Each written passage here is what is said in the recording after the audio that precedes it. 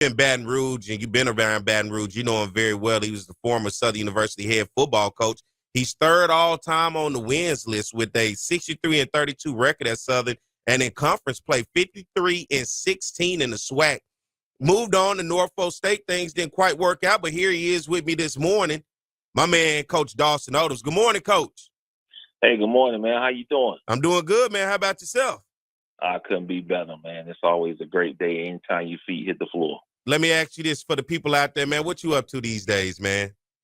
Well, just going around watching a little spring ball, visiting different places, just really just clearing my mind and getting ready for what's next. I really believe that the next chapter of my life is going to be the best chapter. I can't control what done happened in the past. I'm all focused on what's going forward and making sure that I'm preparing myself for what's in front of me, really just working on me, working on my golf game and really getting that fine-tuned, exercising and really just reading my word, man. It's just, I think sometimes when your life is reshifted, then therefore it comes a time for you to refocus and rededicate and just understand the priorities of life, get back to the foundation, get back to doing the things that got you to where you were and just prioritizing those things and moving forward. I mean, life always will throw you a curveball. It's part of life, and mentally you got to be able to handle it. And if you're rooted and got a good foundation, and my good foundation is the word, I always fall on my feet. So I'm just being patient and waiting on what's next.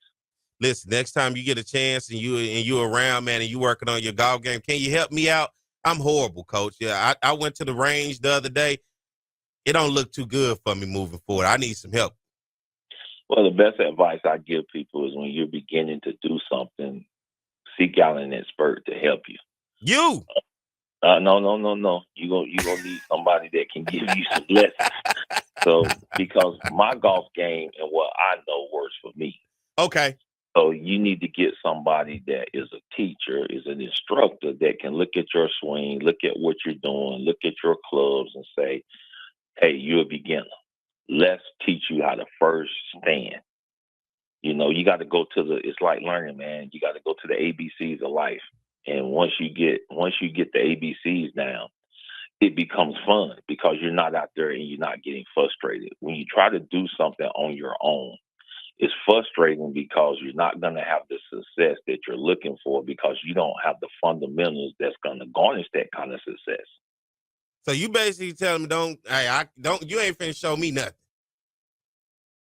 Well, I can't show you because you're gonna still be bad. I'm just telling you. If you invest in 3 lessons, 3 basic lessons, yeah, I promise you your golf game will take off a lot faster. But picking up those clubs and going out there and think you go just hit that ball, it don't work. It don't work like that. It don't work. It don't work like that. You know, as we had this conversation today, and you and I have been able to have conversations off the record about, what is happening in the world around us when we talk about athletics. NIL is this whole new realm of things, name, image, and likeness that we're starting to unravel in college athletics. And a lot of times we get so caught up in talking about football with it because it's the most recognizable sport for many when it comes to college athletics. But there's a trickle down all the way from a gymnast to the baseball player to the women's basketball player to track and field. So many different layers to NIL. And then you factor in the transfer portal, which is basically like shopping yourself around, trade, whatever else the case. But for you, your thoughts, let's start with the idea of NIL with college athletes today. Well, I think it's really great that student athletes can be compensated for their name, image, and likeness. But it's a lot of rules and regulations that I don't think were spelled out in the beginning, and just understanding, how we're going to navigate as we move forward, and just understanding. I think when people hear NIL, that it's 2 parts of it. You have a collective part and a directive part. And when you look at the collective part, that's mainly facilitated by boosters and donors. And what they do is they facilitate that to student athletes. And you have for instance, you may have a student athlete that may come in for a company and they're able to receive different things from that company. Like they don't necessarily have to receive money. They can receive product. They could be NIL for Smoothie King. Well, Smoothie King might not give them money, but they might give them free smoothies. So it's just different ways to capitalize on your name, image, and likeness, and then in return, they can use your name for promoting their products. When you talk about the directive, we're talking about now you don't have to go through the collective. The collective distribute to student athletes, but when you talk about the directive, it's between a business and the student athletes and their teams or their representation or whoever's representing them. So the directive part of it is now that I can say, hey, you working for me.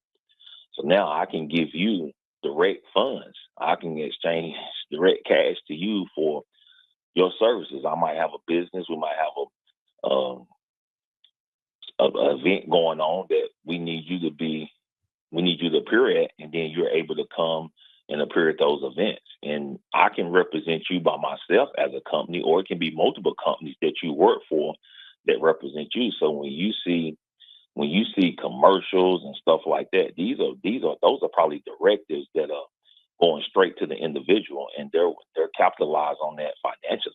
So, but with that, it's a lot of moving parts that you got to understand when you're part of it, and coaches and athletic departments got to spend a lot of time educating, because you can get really messed up and stuck when it comes to NIL.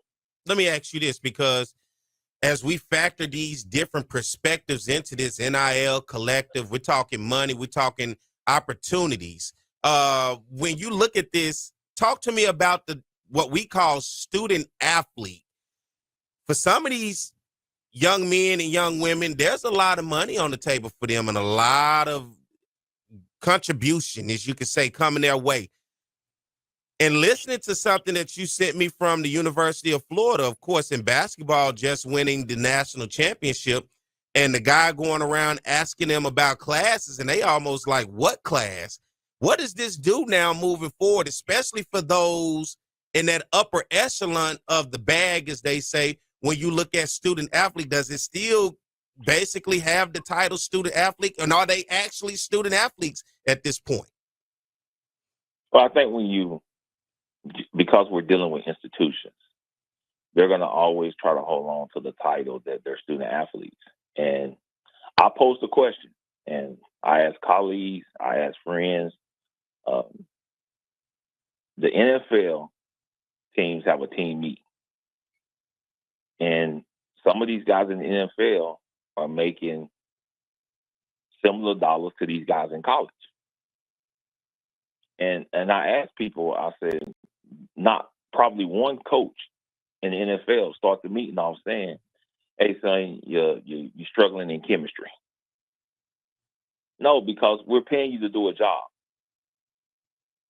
And when you look at NIL, when you look at collective, and when you look at directive, they're getting paid to be athletes. Those people ain't concerned about, hey, man, how was that chemistry experiment? Regular students are not having these conversations about NIL. We're only talking about athletes. So when we're talking about student athletes, and we're talking about giving them thousands of dollars, in some cases millions of dollars, then my question is, where does the 20-hour rule play into that? Because if we're going to get you that kind of money for being an athlete, whatever sport you in, I'm going to need you to be performing at the greatest level that you can perform at. But how can you perform maximum level when half of your time is spent on being a student, and 3/4 of coaching is financial literacy, mental wellness? You're spending so much time on these other topics, but they tell you can only spend 20 hours on football a week. And then in the off season, you can only spend this number of hours a week. So I don't understand it, how you can say we can pay them X amount of dollars, but yet keep them in the same umbrella as being student athletes. If you're a student athlete, the only way we could verify that was that you were an amateur. Once you start receiving funds, my $1 million question is, does the amateur status now go out the window? Because one of the questions that's always on the application is, have you ever received funds? And if you check yes, that means you were a semi-pro, but you were considered a pro. Mm-hmm. And my definition of, if we're going to pay them, then are they student athletes or are they pros? Because what defines a student athlete now? Because what we're doing is creating lifestyles for individuals that if they don't go to pro, they're accustomed to making $20,000 a month. What job is leisure studies or general studies going to provide you that kind of money? Mm-hmm. So now we're talking about depression, we're talking about anxiety, we're talking about increases in mental health and decision making. This whole landscape for 17, 18, 19, 20, 21-year-old individuals is changing daily, and we've got to get a grasp on it. And I think that's the major problem that everybody is having, is that it's a free fall. It's the wild, wild west. And it started out the wild, wild west. It's hard to tame. If you would have started out with rules and regulation and structure, it would have been easy to implement and adjust as you move forward. Let me ask you this, especially let's look at the FCS level. And for a lot of people that's out there listening, they would like to know, how do you survive in this world of the FCS level? Let's take a Southern, let's take a Norfolk State, Grambling, Jackson, NCCU, and therefore, what's the way to survive when you don't have the deep pockets like the other schools? If I say I can give you 20,000, you say, well, North Dakota State offering me 75,000. How do we survive that? What does that future look like, especially then when you factor in the transfer portal, who right now has thousands of kids in there thinking the grass is greener somewhere else, and ultimately there's going to be thousands of kids in there that's going to end up nowhere in the fall? Well, it's got to be a mentality shift, and your mentality shift got to be in line with reality of where you at. When you look at the universities that you just mentioned, it's like, okay, when we look at the structure of some of these universities, when was the last time that, something major as it related to infrastructure or buildings or something taking place on your campus for your athletic department? Mm-hmm. Whether that's a new gym, whether that's a new field house, in the MEAC, nobody has a field house. So what is the reality and what does winning look like? We done went through, you got Title IX, you got all these things that are happening in college sports, you got transgender, you got all these things that are happening. And so therefore, you got to be thinking about, okay, these guys need space. These women need space. And they need space to be themselves. They need space to operate. And when you look at that and you say, okay, what does winning look like? And winning in facilities and NIL, they look the same. I just was listening to T.C. Taylor. I saw a clip on him. I think theirs is called the 1400 Collective or something like that. And they was talking about now is the time. Now is the time for us to stay at the top and put money into it. Because if we don't, once we go to the bottom, you're never going to raise up. The window of opportunity and to capitalize on that window of opportunity is small. And I think that's why you're seeing some of the shifts in trying to get NFL former players to become coaches, because from a financial standpoint, they're looking at that and saying, okay, how can we raise money? Is that going to help us raise money? If it is going to help us raise money, what does that money look like? But in order to do that, you have to have a plan before you hire the individual and not put the plan together once the individual get there. Said something because right there. If you're trying to figure it out once they get there, you're already behind. Mm-hmm. Because you got to capitalize on every second of their name, image, and likeness. So if you don't have multi-million dollars to capitalize on their name, image, and likeness, then it's not going to work. I commend What's my guy name? That's the AD at Jackson. Ashley Robertson.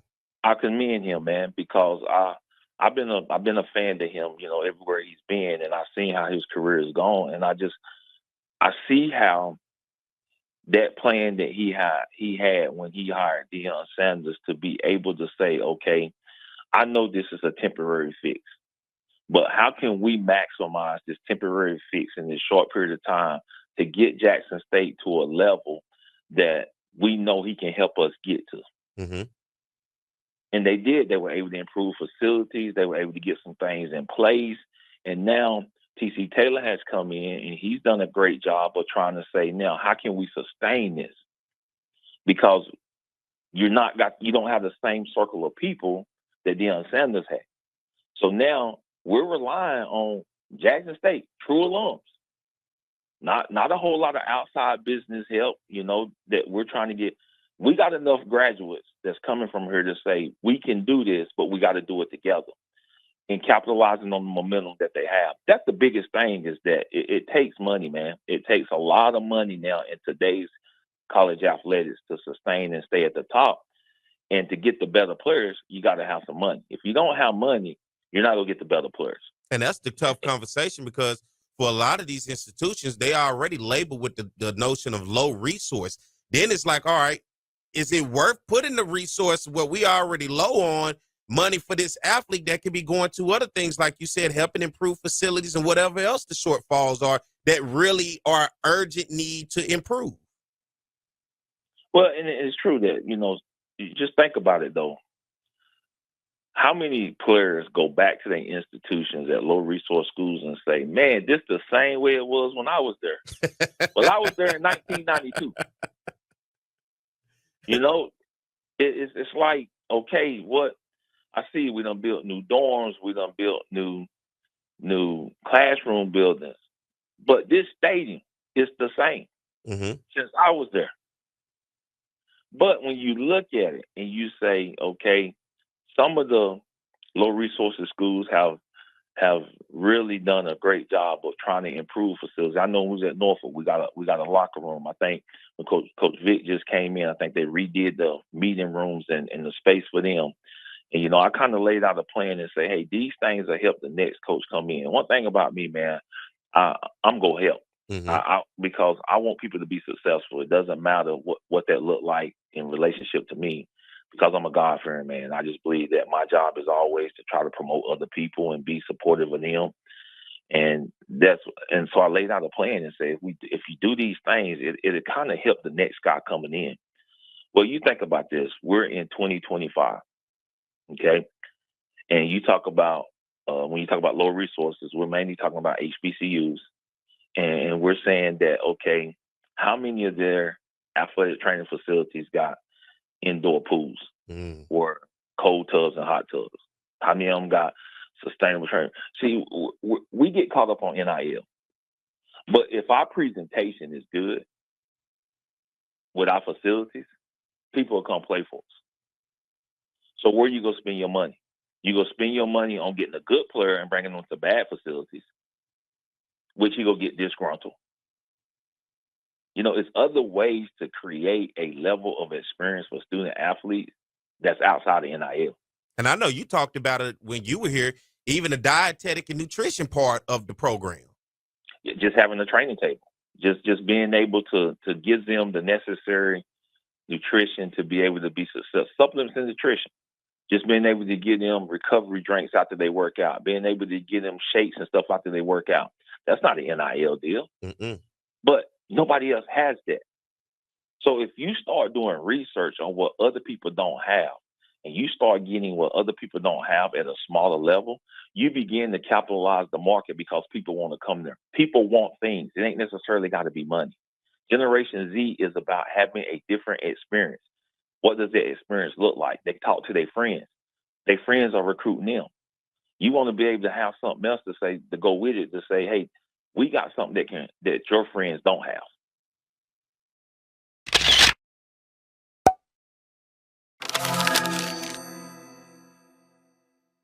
Man, when we left, we were talking about the NIL collective. Then we brought it down more of our level, looking at the HBCUs with the low resource institution.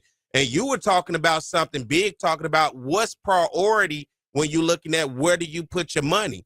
You have money where you can say, well, I'll give it to a student athlete. And at the same time, you're saying we need money because you need things to help improve the facilities. If it's nothing more than a training table, just the simple things. Let's continue where we were with that. Yeah, I think it's all part of the building process and understanding, from an athletic department, what does success look like for us?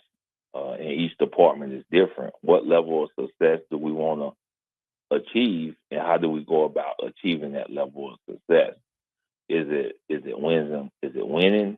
Is what we want to achieve? Is it financial prosperity? What we're trying to achieve? What are the levels to achieving certain things in the athletic department, and how do we go about achieving those things? Because all of those entities are different. A lot of teams win, and then their facilities stay the same. And my belief is that if you reach a certain level of winning and you don't do anything to sustain that winning, then you will eventually be back to a level of losing. And you have to continue to grow. You think about it, you look at how much money Ohio State spent, and they spent a lot of money, and they made a little bit of money. But at the end of the day, you got to continue to sustain it because other teams are coming for you. And when you look at low resource schools, if one would just step out the box and says, you know what, we're going to change the landscape of how people view athletics and HBCUs.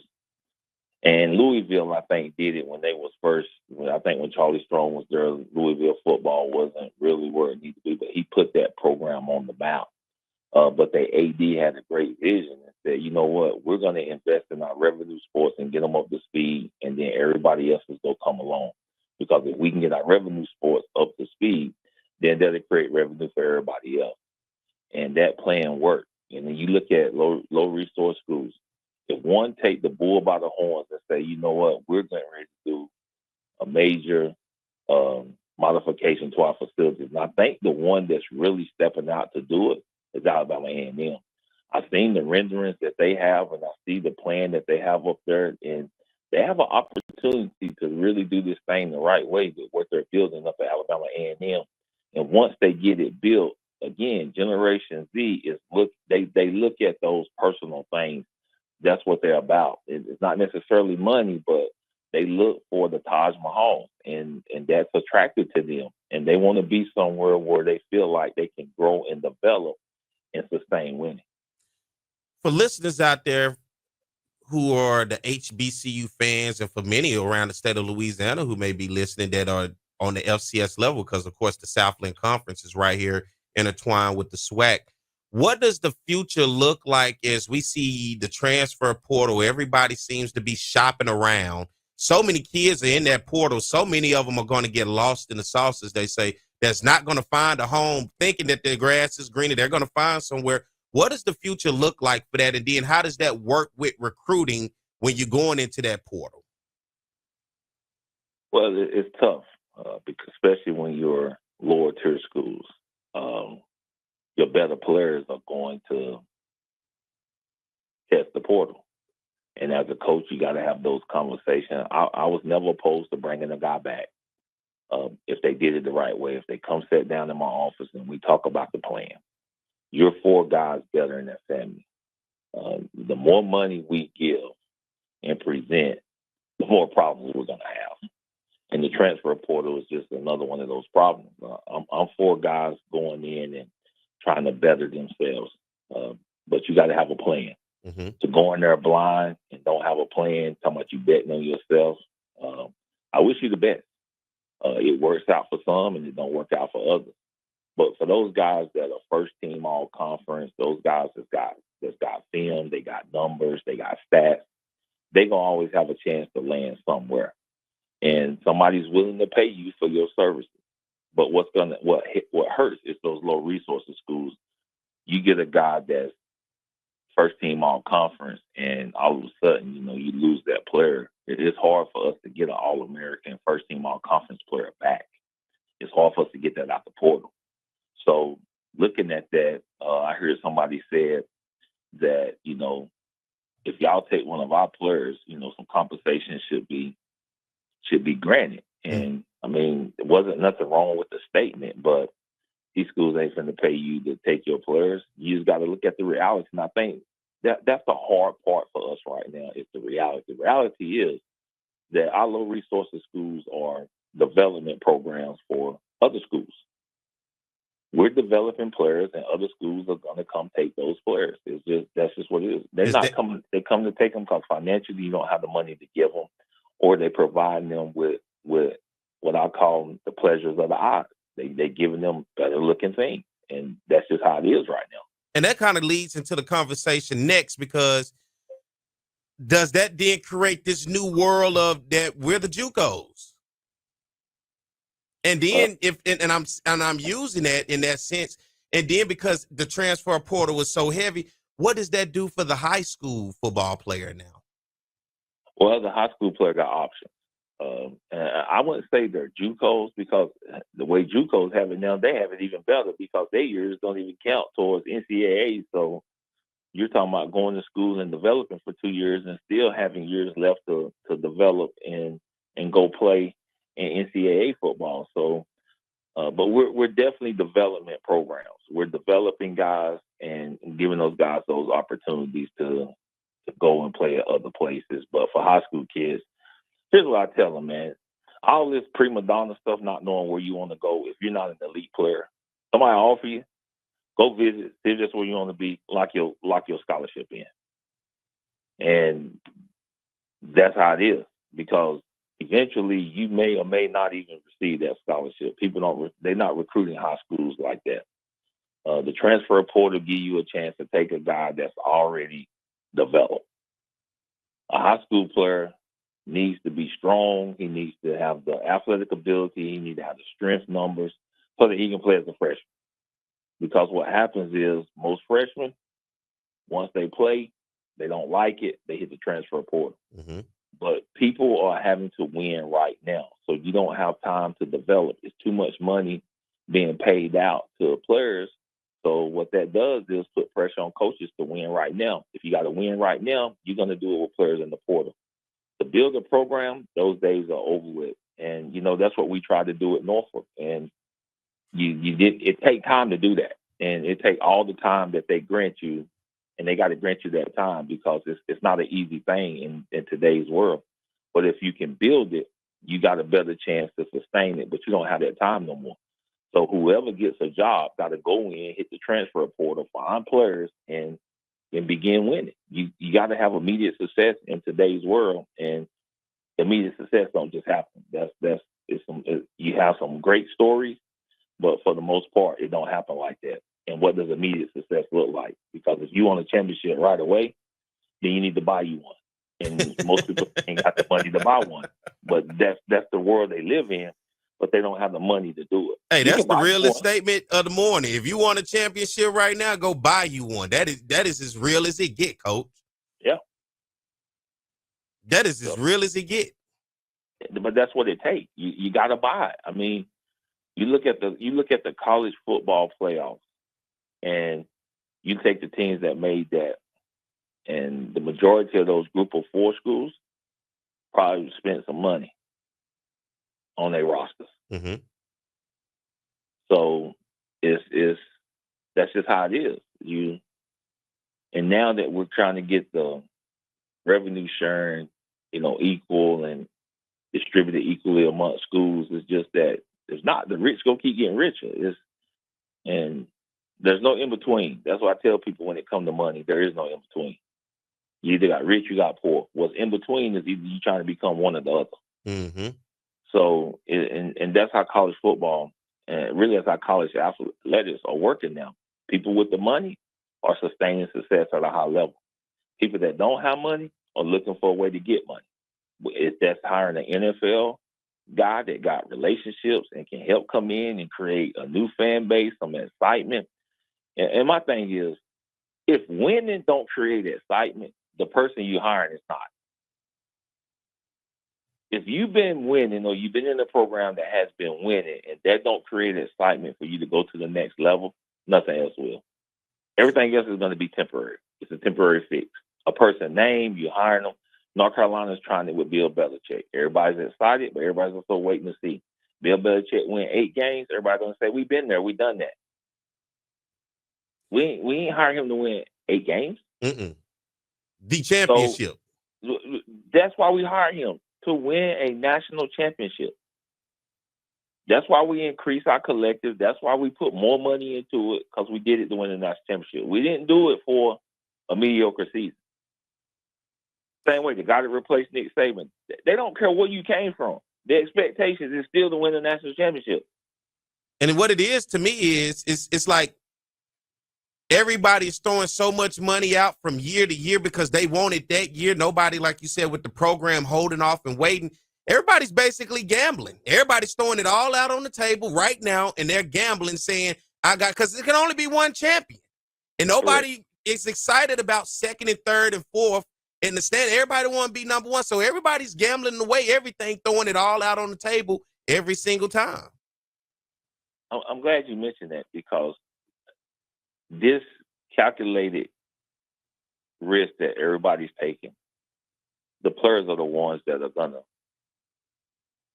they're the ones that are gonna fall from it, because they're the ones receiving the money. They're the ones that's got to go out and play. And when you don't perform at a level and we're paying you, that's gonna become a problem. Now I got to take your money. Now I got to reduce your money. Now we got to do something else because you're not performing at the level of this money. What does that do to an individual mental? And I think we're seeing that with the guy from Tennessee. Yeah, Nico. That we're seeing that, because that's a problem. That's a major problem. And what effects is that going to have on that young man? Mm-hmm. We see the effects it's having on Tennessee football program. But how's it going to affect the young man? And I think when you add money to the equation, there's so many problems that you didn't look at when you looked at the problem equation. You looked at the money equation, how it benefits, but what about the alternative problems that come from it? That's why I respect Dabo Swinney so much, man. I got nothing but respect for Dabo Swinney, and I have nothing but respect for Clemson University football program and how they run it. And I've had some chances to visit my mentors there, and just how they do things and how they create that culture. And people be on him about not winning the national championship. Well, I mean, if he hadn't won one since he got there since 1981. So what are we talking about? But when you have somebody that's doing it the right way, you're gonna have cycles to win it. You're gonna have cycles to win the seasons. You're gonna have cycles to when you end the hunt for a national championship. Yeah, injuries gonna play a part. Guys may get disgruntled. Guys leaving early to go to the pros. You're gonna have some other factors that may hinder you from winning the national championship. But my belief is that if you're knocking at the door and you're doing it with sustainability, eventually you're gonna knock the door down. Mm-hmm. And the way he's handled the transfer portal, everybody knows. Yeah, he goes and get a couple guys, but he don't wholesale it. But he's been there long enough to have a sustainable program. And he has a culture in place that he can go find the guys in high school that fit that culture. And he's mixing a few transfer guys in there with it, and he's able to sustain winning. And that, to me, is one part of the equation that's important. But the most part is that the way they develop a young man, the way that you don't hear certain things coming out of their program. Me as a parent, that's what's important to me. Is that you hear these young men going to classes. They're not taking general studies. These guys are developing as young men. And that's one of the few programs that's still able to say they're developing young men. And that's important in college and college athletics. It is. Look, I got about a minute and a half left. as we wrap this up, and I look, I have thoroughly enjoyed this, and the people out there I know are thoroughly enjoying this because you get to hear from a perspective of a guy who deals with this from a head coach perspective. And then not only that, you dealt with it here at Southern when we were dealing with APR. You dealt with it so far at the bottom of the totem pole where you had to build a team off of walk-ons. Is that even capable of being done these days? Nah, not with roster management and the way roster sizes are. You may get you a couple that may come in and make a difference, but it's tough now, man, because so much emphasis is placed on winning and winning right away. But APR, that's a whole nother topic, and I don't know how it exists when you're paying players. What you paying me for, to go to class or play football? Y'all tell me. And that's when it come down to the original conversation. Am I still a student athlete or what the hell am I? Because am I going to class? Do I even know what class is at this point? Because especially at the bigger schools, if I'm making this money, what about class? What is it about class, especially if I'm in basket weaving? I struggle with it because you got a guy that already graduated. He has a degree in hand. He got 1 year to play, maybe 2 years to play, and he still count towards APR when he go to another school. But APR is supposed to be progress towards a degree. Well, if I got a degree, that means I already done made progress. Mm-hmm. So everything needs to be revamped from an NCAA standpoint, from a compliance standpoint, on where we are in today's college athletics, because the rules and regulations don't coincide with what's going on right now in college athletics. We got to revamp this thing. We got separation. We got group of 4, we got group of 5, we got FBS, we got FCS, and everybody knows it's a major difference. You got Division II, you got NAIA, so you got a college football playoff, you got a FCS playoff. Why don't we have a group of 5 playoff? So you got the bowl series, but the group of 5 still can go to bowl games, and they can bid on those bowl games for their playoffs. We just got to look at this whole umbrella of college athletics and say, okay, what we're doing is not working. Let's get a grasp of it, and let's put our heads together and come up with new rules and regulations, because it's not the same, and we can't be under the same umbrella. And we got to get a handle on it, because tampering is taking place. People are calling agents. People are calling parents, talking about their kids at another school. Right now, it's the wild, wild west. It's not very good for college athletics, and our students are confused. And when you got confusion, you get 10,000 people in the court. Coach, man, that's how you close it right there. Appreciate you.